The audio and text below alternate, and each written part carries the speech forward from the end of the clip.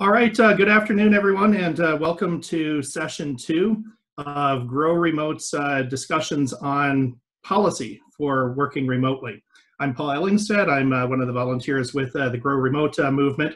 We've been running for just over 2 years now, advocating for remote working, representing not only the interests of employers, but also employees, communities, and the environment as well. Last week, we had Emma Cairns from Chambers Ireland and John Reardon from Shopify on. And this week, we're delighted to have Ken Tobin from HQKerry and Tralee Alliance, and also Ciarán Conlon from Microsoft. I'm going to turn over now. We're going to do short introductions of Ken and Ciarán, hear what they see as the top issues from a policy perspective, and then I will be taking questions through the chat and the Q&A function. And we'll be discussing those as well. So please offer up any of the questions and comments that you have as well. So without further ado, Ken, over to you. Thanks very much, Paul. I suppose to kind of put it in a bit of context and give it a bit of background, I've been involved with Grow Remote for a while now. Was roped in a couple of years back by Tracy Kyo to host the first Grow Remote Summit.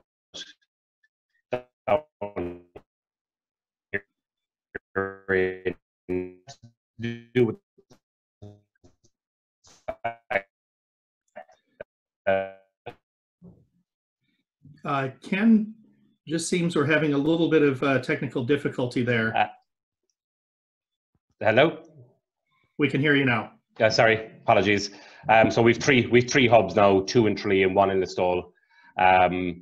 We've got about 140 people based in our hubs. And then in recent years, I got involved with Tralee Chamber. Primarily, I suppose, because I have a passion for creating jobs or trying to create jobs or facilitate job creation in regional and rural towns. And that's something that's reflected right up and down the west coast, in particular of Ireland, from Donegal right down to Kerry. And we see remote working as a huge opportunity, or as we like to call it, connected working. And you know, I suppose now the focus is on the infrastructure is there, the facilities are there, people can do it, and it's how do we get it to a point where this becomes the norm and this becomes mainstream, because it is doable. And I think the past 3 months in particular has shown us with the pandemic that people have had no choice but to remote work. Now that we can do it, now that we know we can do it, how do we move it to the next level to get the large corporate sector and the government on board to making this just standard across the board? So that's my background. Over to you, Ciarán.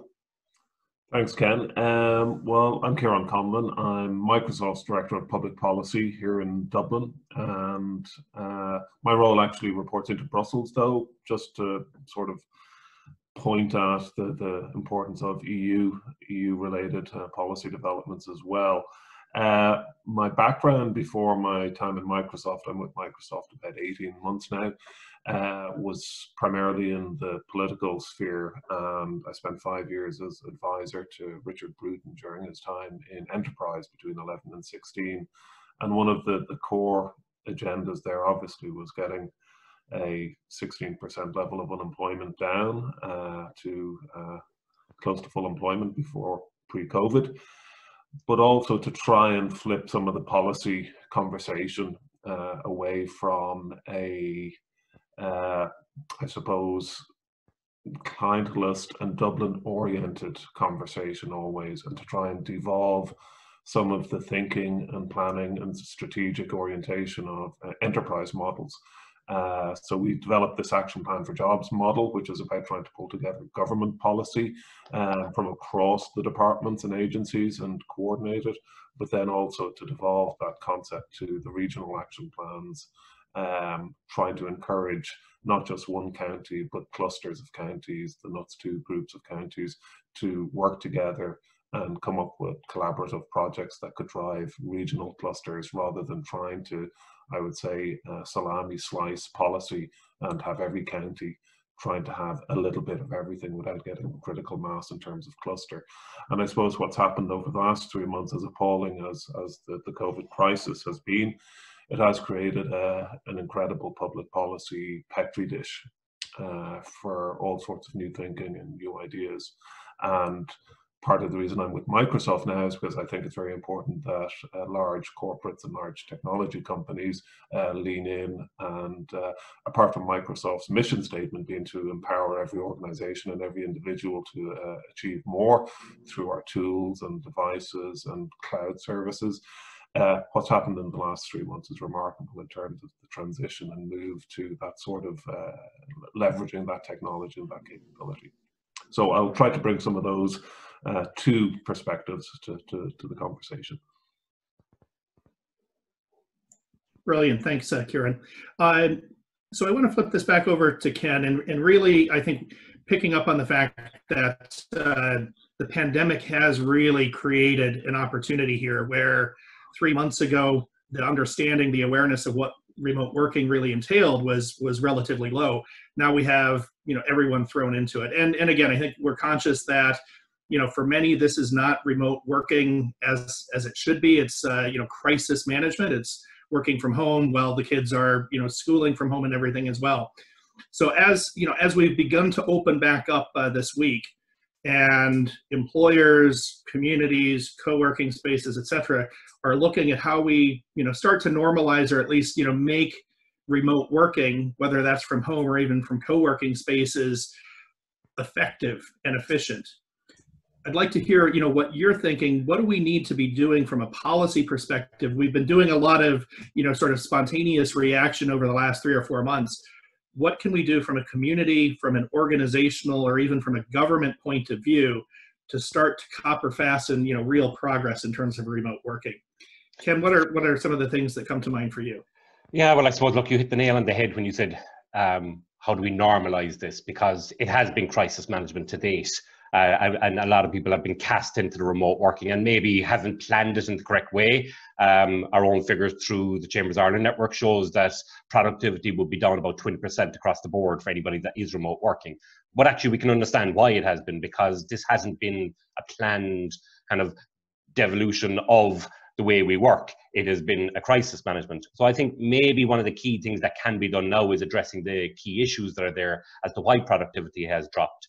And looking at it from the employer's perspective, if remote working is going to be part of the norm going forward, how do we address the security issues around it? How do we address the productivity levels, the wellness issues for our staff? And I think the network that's there through Grow Remote and through the hubs, we've actually been addressing these problems for quite a while now. And you would have heard from John Reardon last week on Shopify's approach to it and this hub and spoke model that they have. And I think the solutions are there, but we need to create a connection now between the larger corporate network that have been almost thrown into this over the past number of months with those that are on the ground that are actually doing this for a living on a day-to-day basis. And then looking at the tax and look at the policy side of from a national government perspective. I think the incentives that are there need to be completely changed. The tax incentives that are there to be working from home just aren't adequate. Obviously a lot of employers at the moment do have a huge infrastructure cost in Dublin, and they need to be looking at that rationally from a cost perspective now to say to themselves, do we really need to be paying on average €750 per month per employee for office space in Dublin and all the other issues that go with that? Or do we need to look at this now and say, right, is there a meaningful way that we can enable our employees to be based remotely, incentivize them to take that up, and whether that's working from home or working from a hub, and then looking at national policy to say, right, how do we make this effective? Obviously, the infrastructure, all of that, I believe is in place, in particular up and down the West Coast. There is over 100 hubs now. We have a strong broadband facility, and I think we need to maybe change the narrative to a certain degree. I think the national broadband plan is for some of the more remote areas, but the urban areas, that some of the towns, some of the villages up and down the West Coast are enabled and ready. And we now need to bring the focus towards connecting the dots between those that have already implemented this on the West Coast and solving the problems of productivity for the large employers. Thanks, Ken. Ciarán, you're in sort of a unique position that you're coming first from the government perspective. Now you're in large multinational as well.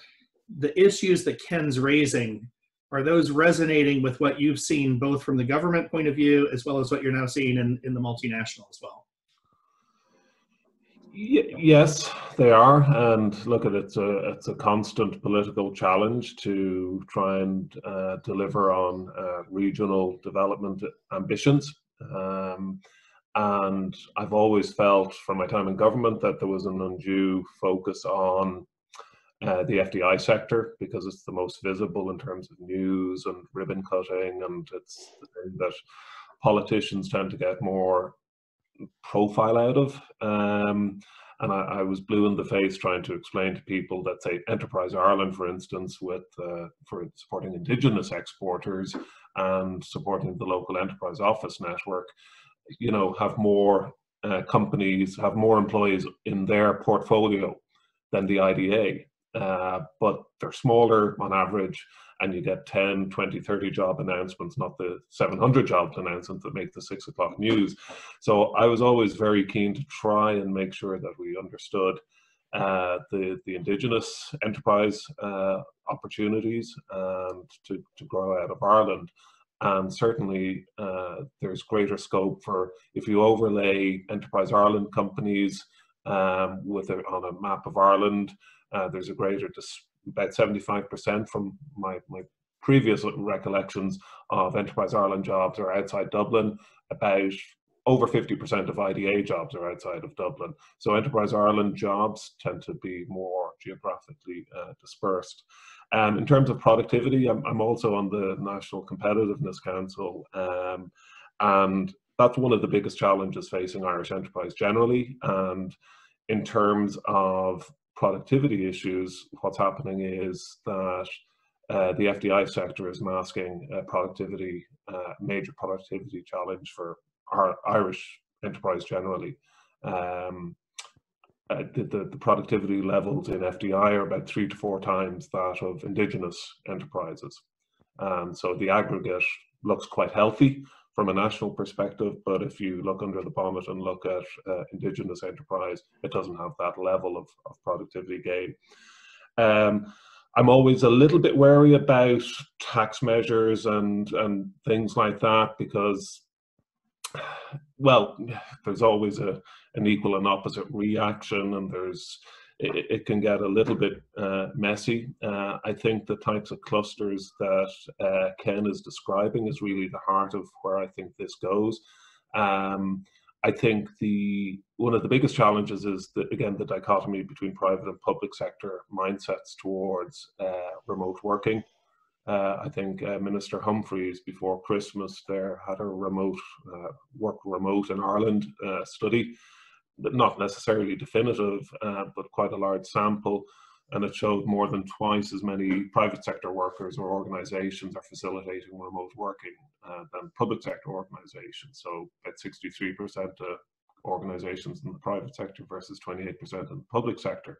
What I would love to see, and I spoke about this on another forum recently, is the culture within the public sector to move much more to being an exemplar and a leader in embracing the culture around the potential for remote working. Because I think in so many communities, public sector organizations are right at the heart of local communities.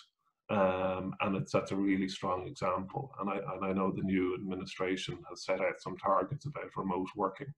And I think that's a really productive area to see the public sector start to lead in this area. The private sector will evolve and adapt and spot the opportunities, and will do it sort of instinctively. You know, I think the public sector, with a workforce of 350,000, could have a real impact in that.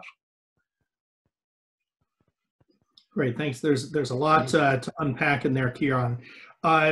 You know, we've been talking about the role of government, and I think the important distinction between, you know, national versus you know, regional or municipal, the role of you know, companies, the difference between, you know, both large and small, and then the you know, the employees themselves as well. Ken, you were talking about connecting the dots. Is there a catalytic effect? You know, is there someone who's leading and pulling others along, or, you know, sort of, again, catalyzing them? I'm just curious of, you know, of what you're seeing now that we have a situation where people are more, you know, aware and understanding the opportunities. Is this government-led? Is it employer-led? Is it community-led? Who's really kind of in the driving seat, bringing other members, other stakeholders in the ecosystem along faster, as opposed to just sort of a wait and see, you know, who's going to move first? Oh, there is an element of wait and see, and I know Ciarán mentioned Heather Humphreys. I mean, Heather Humphreys has been incredible as a support for remote working policy over the past number of years, and it's something that I know she herself is very passionate about, and we've had a number of conversations about it over the past couple of years. You know, and is there a leader in this? I think it'll probably be private sector to a certain degree will be the leader on this, because it'll be a cost benefit analysis that will drive this for them. But I think, you know, developing the policy at a national level will be important, and also looking at, I suppose, the role of the EI and IDA. Ciarán is right, you know, IDA have a very strong focus on the FDI that makes the headlines. And the reality is, for a lot of the regional towns up and down the West Coast and the Midlands, you know, those 200, 300 job announcements, actually most of the towns wouldn't cope if they got one of those right now. We wouldn't have the housing facility, the school facilities and things like that in place, whereas the smaller ones that are flying underneath the radar. And they're the EI companies. They're the EI companies that are probably based up in Dublin and Cork and, you know, in the larger towns that could look at a second site solution. And it isn't just about remote workers, but it's actually the second site scenario as well. I mean, there has been a policy to date to look at second site solutions outside of Ireland. You know, in particular, Portugal and Spain has received quite a lot of Irish Indigenous companies looking at their call centres and their second site opportunities. Well, actually, there's a real need now in regional Ireland for those. So I think if we're looking for a leader in this, I think we're probably looking at EI actually at the moment, because they have the in with a lot of those companies that we're crying out for in the regional areas. And most of their employees would have a connection with some part of rural or regional Ireland. And for us, you know, looking at our own, I suppose, hubs that we have here, most of our remote workers have a connection back to Kerry. You know, either they're from Kerry or they're partners from Kerry, and it's always this parish first thing with them, that if we provide the opportunities in these regional areas and their employers allow them, then it's a no-brainer. But it's EI and their regional divisions that are probably going to be the leader on this. The IDA, FDI type companies are probably less mobile and are more embedded with being based in a city location. Now, there may be opportunities down the line when they look at it from a cost benefit point of view. But I think if we want to look for a leader now, I think it has to be EI at the moment. Ciarán? Yeah, I think, yeah, it's a two-way street, I guess. So the local enterprise offices were designed and sort of developed out of the county enterprise boards to be a more, I suppose, high street representation and sort of shop front, if you like, for enterprise policy. And that was certainly the motivation, and to try and sync up a little bit more tightly with national policy. So I definitely think LEOs potentially, because most of them are embedded in the local authority offices, can potentially act as coordination hubs for that type of activity. I'm a big fan, and always have been from my time in government, in terms of using the incentive of resources. You know, we created competitive calls, competitive funds to try and incentivize collaborative behavior, because there's always a real risk of the full powers of dilution being brought to bear on any policy initiative by overlaying the constituency-driven nature of Irish politics. So the idea that we started using was regional enterprise funds, and say there's a bucket of funding, but we're not going to decide in Dublin how it's going to be spent. We're going to say there's a fund here and we have these overarching policy ambitions. Now it's over to, you know, the regional action plan committees or groups or whatever to put together proposals based on their knowledge of their local community and their networks. Because we're in such a competitive environment, the prospect of diffusing any available resources, trying to do a little bit everywhere rather than trying to land the correct policy solution by developing clusters, by developing that critical mass, so that regions as much as counties can develop credible hubs that can be co-working spaces or facilitate remote working. And then my instinct is that the enterprises and market will follow the opportunities as much as anything else. Gotcha. I'm going to field just a couple of the questions that we have here. The first one coming in is related to productivity, and I know this has been sort of a contentious issue. We've got I think Microsoft had actually done a study on 4-day work weeks in Japan. So there's a whole range of issues that companies are addressing in terms of productivity. Specific one here is asking, are we referring to GDP per employee, specifically in the context of the last few months? What exactly is the productivity issue that we're seeing, and how are employers trying to address this? Again, kind of moving beyond the crisis management. Are employers looking at productivity kind of through a different set of criteria going forward than they have been traditionally? Well, do you want to comment on that, or will I go, Ken? No, you go, Ciarán. Yeah, well, sorry, early on in the COVID lockdown, I saw the CSO had some research done on productivity or hours worked, and on average, people were working an extra 38 hours per month working from home. So we can all be a bit more productive if we found an extra week's work every month. But that's not sustainable. So I think one of the key challenges in longer term productivity goes to worker welfare as well, and well-being. Because I know that's a huge agenda item for Microsoft in terms of talent, maintenance, retention, and that is a key battleground always. So we are in an atypical environment, and everybody is adapting and being as flexible, but it needs to be on a more sustainable footing, as Ken touched on earlier, in terms of the different environmental factors. So I think worker well-being will be central to the longer term development of what I think will ultimately be a hybrid model. That we have mainstreamed the concept of remote working for so many more people. But I think a hybrid model will evolve, where companies and organizations will just be more adaptable and flexible, but it'll have to be underpinned by worker welfare issues so that it is sustainable.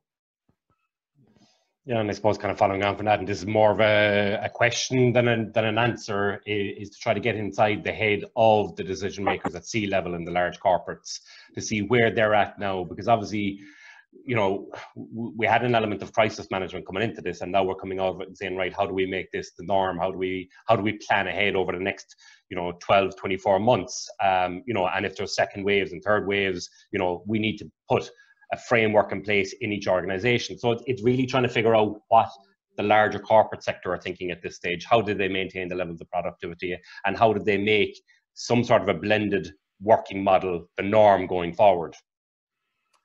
Yeah, and I know, and again, I'm still relatively new in Microsoft, but I know when I started, I was used to working in a political environment or in an office-based environment in the city centre of Dublin, and from every 24 hours, I had different work colleagues, and I would go, hey, where's Ken today, or where's Paul, and the answer was just, oh, they're working from home today and tomorrow, and that was absolutely standard, to facilitate work-life balance, or just, it was accepted, it was standard. If you needed to work from home, that was fine. And again, on the previous forum, not unrelated to this, the issue that I touched on was trust and culture. That we still have some legacy issues about trust and being able to, if you can physically see and monitor and oversee and supervise, is the work really being done, And I know one instance of a large enough organization in Dublin that has encouraged their couple of hundred people to return to the office, you know, a little bit ahead of schedule. And I think there is possibly a trust issue there if you peel back the layers a little bit. So culture and trust, I think, will be important parts of the conversation on this development of this hybrid model. And then sort of waving a Microsoft flag, you know, the tools that Microsoft have been working to develop and build, you know, allow for that connectivity and for that interaction. And, you know, 200 million meeting participants in one day on Teams calls through the end of April, you know, the numbers are off the charts, but it does allow a good proxy for, just like we're doing now, for genuine interaction and engagement. And as it becomes more standardized, I think people are more comfortable with it. But that trust and culture, I think, will have to be at the core of the evolution of a hybrid model. Yeah, I think that's, I'm going to stick, there's another question related to this on the productivity that that hits on the well-being, you know, so I'll go to this one and then another topic as well.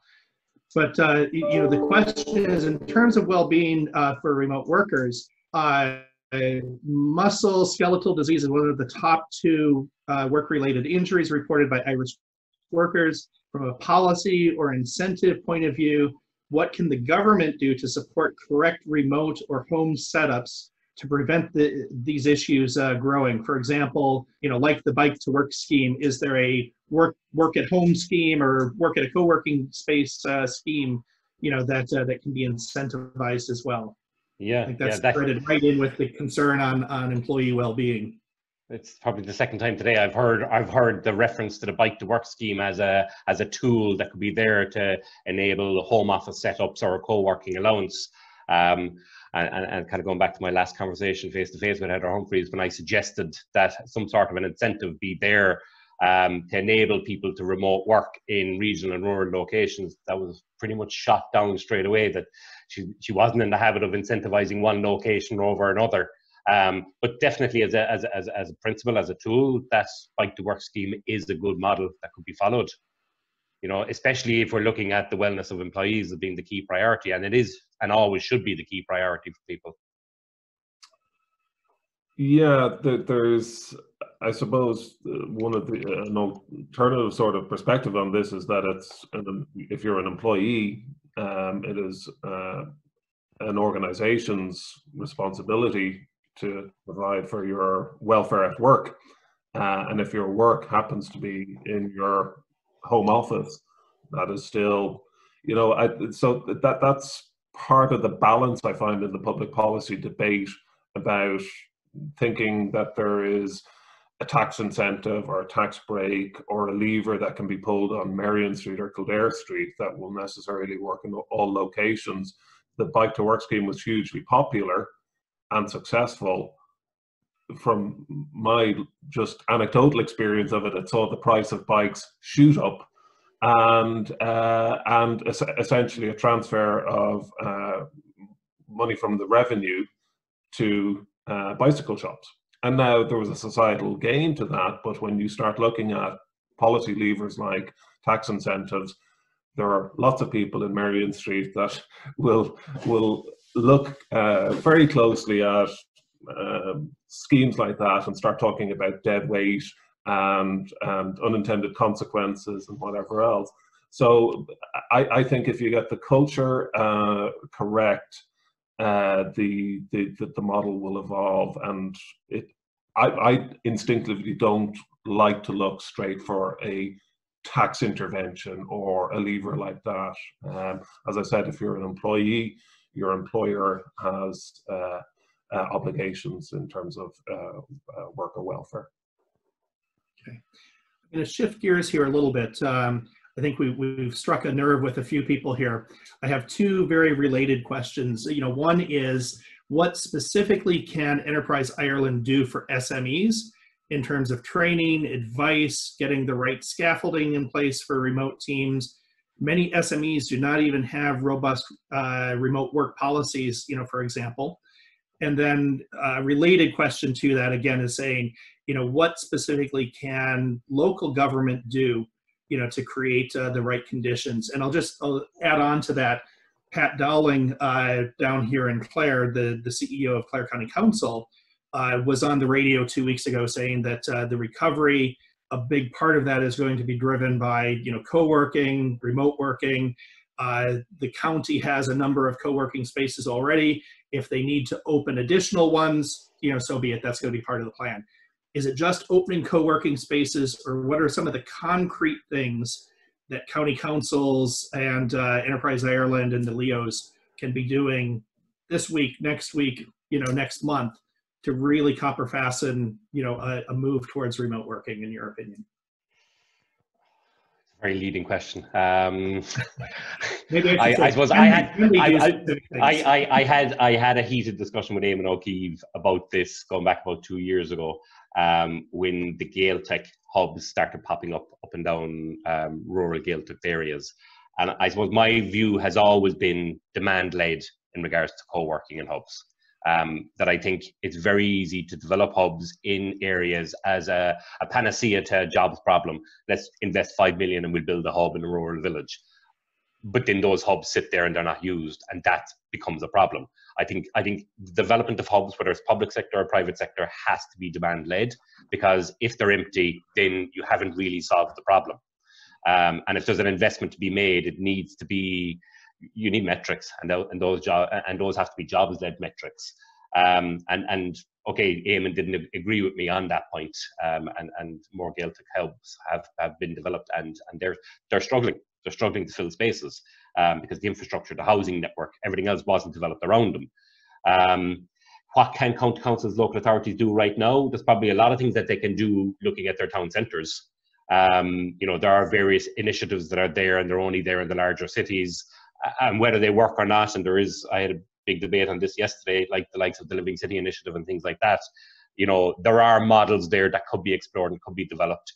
I'm in the middle of reading a report that was published last May in relation to 6 towns where remote working was actually one of the main things that they put out there has been a cure for the jobs issue in these towns. I think we have to look at our vacancy, and we have to look at our derelict properties and see what policy can be done at a local level and a national level to enable people to use those as living spaces and working spaces.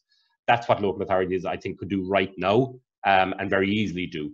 In particular, looking at maybe the way our town centres are changing, and I'm kind of putting on the chamber hat to a certain degree with this one, that there is a change in how our towns are going to be built up over the next few years, looking at sustainable practices and looking at, unfortunately, what's going to happen to retail to a certain degree, that we are going to have opportunity in these properties. So that's possibly what local authorities can be looking at strategically over the next number of months and years ahead.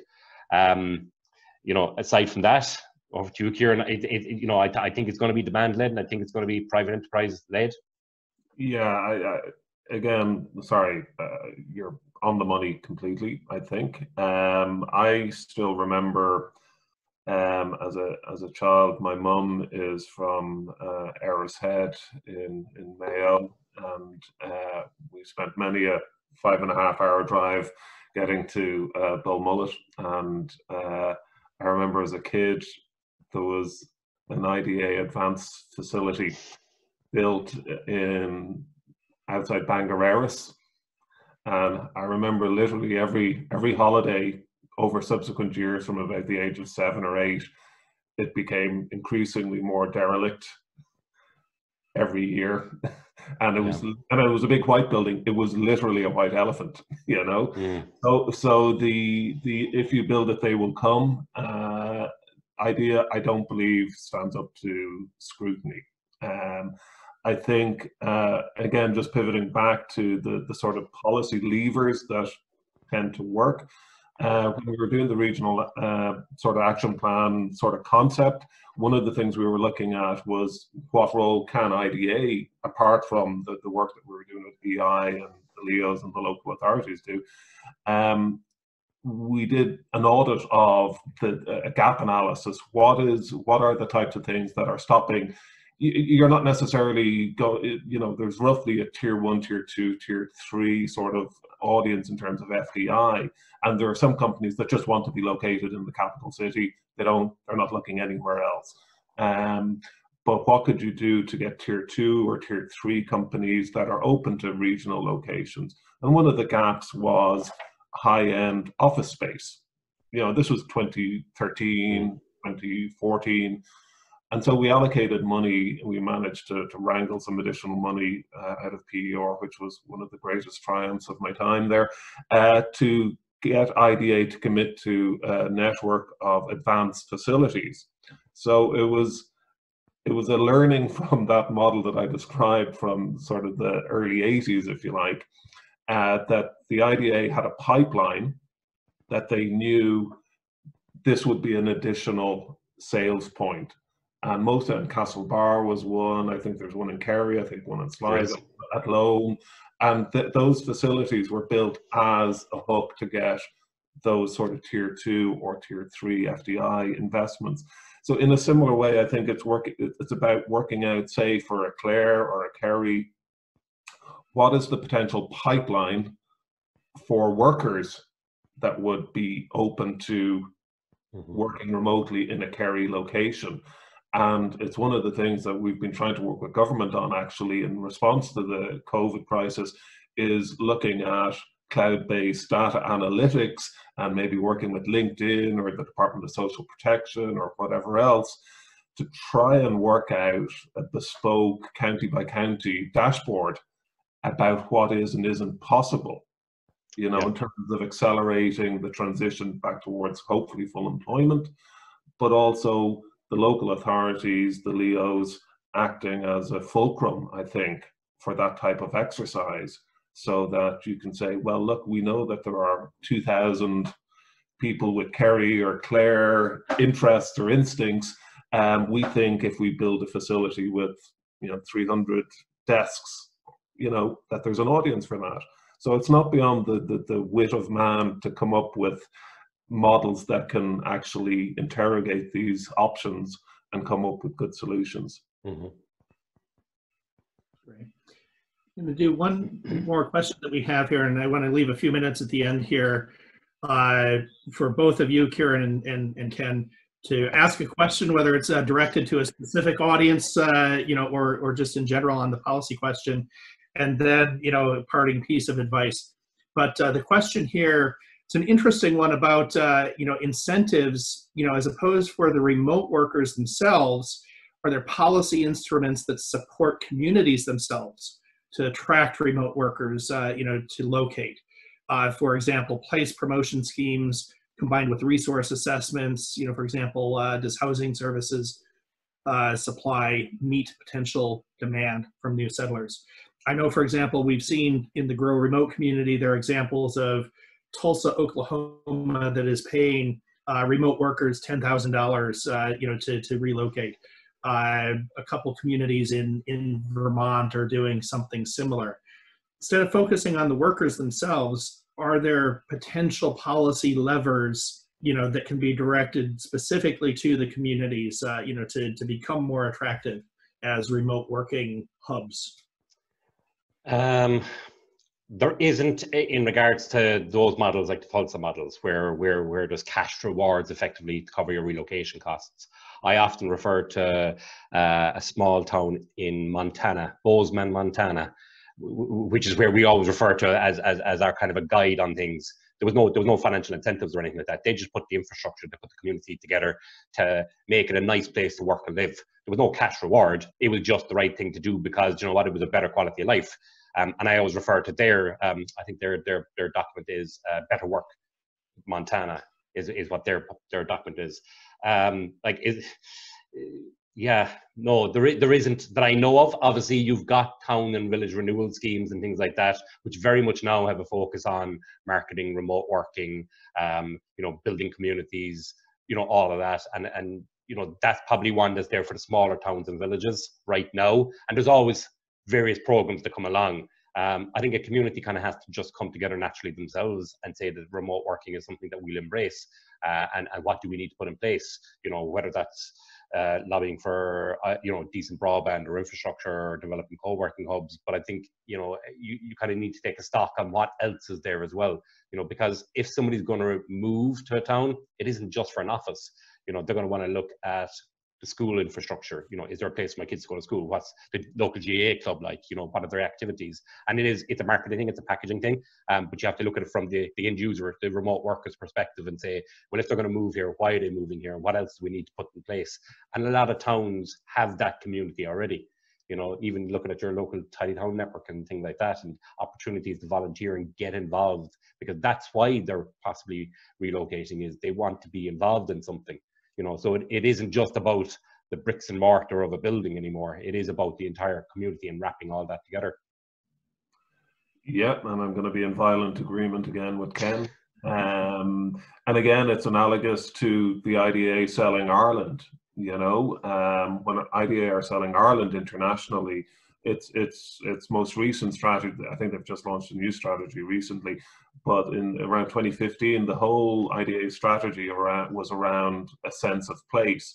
Because in most of the international competition for FDI, you know, everybody talks about tax in Ireland, but like tax as an offer is a necessary but insufficient criteria for winning FDI, because most other jurisdictions will compete aggressively on tax. So you end up fighting on talent, and that's why having a multicultural, open economy makes Ireland very attractive. But then it's the sense of place, and creating a sense of place was key to saying, will my, you know, Irish qualified person be happy to stay and live here, or will they prefer to try and relocate to the west coast of America, or, you know, wherever else? And will I be able to attract in foreign talent? And will they? And typically, that's why Dublin is so strong, because Dublin is on the map, and people are happy to come to Dublin. But will they be happy to come to Galway, Limerick, Tralee, Waterford, whatever else? If you create that sense of place. And as Ken said, it's not just about, you know, broadband necessary but not sufficient. It's about a lifestyle, recreation, and quality of life more generally. And in terms of policy interventions, there's always a risk with those types of levers that we instinctively lean towards, about a tax break or a fund or a payment to do X, Y, or Z. Often there's state aid issues at a European level, which will kill those stone dead. Or there are internal issues, you know, in an Irish context of, can you look to incentivize, as Heather Humphreys has touched on, X county, but not Y county? Sure, my county is devastated, you know, why would we be excluded, you know? So those types of things tend to run into sand eventually. But if local authorities, LEOs, leaders in communities can actually do exactly what Ken described, and start developing that sense of place and quality of life and core infrastructure and networks, then, as I said, I think the market sort of does it, because companies, if they can find credible options, they will use them. Yeah, brilliant. Guys, we're coming up on our 45-minute mark, so I want to close out both with a piece of advice, if you have one to offer from a policy point of view. And again, this can be directed to a specific stakeholder, or, you know, generally for moving remote working forward, as well as, you know, an open question or concern that you have. Before we do that, in closing, I just want to read a quick note here from our friends at Western Development Commission. They're saying, great insights, guys, on the potential talent and pipeline for the West. Western Development is about to launch in August a new tool to capture that data. The users, job seeker, job advertiser, and then agency who can see data on a daily basis of those looking to move. Great. Skills, etc. Fantastic. So great to see, and thanks for that comment as well.